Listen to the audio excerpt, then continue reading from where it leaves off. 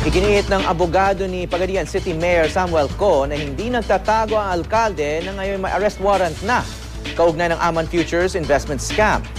Ayon naman sa NBI, hindi maaring makalabas ng bansa si Mayor Co dahil sa watchlist order laban sa kanya.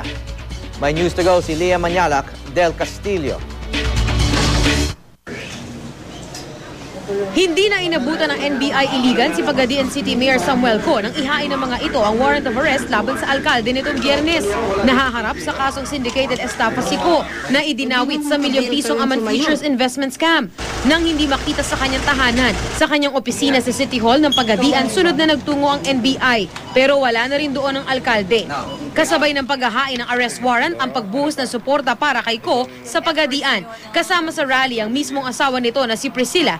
Sa ngayon, kinekwestiyonan ng kampo ni Co sa korte ang legalidad ng pagpapalabas ng arrest warrant laban sa kanya. Giit naman ng abogado nito, hindi nagtatago ang alkalde. I'd question the NBI's capability. The mayor is not a flight risk. He's a sitting official. He's running for re-election. There is no reason for him to run and to hide. In fact, he has not run and hide. He's still in Pagadian City. Una nang inabisuhan ng Malacanang si Co na harapin ang kanyang mga kaso.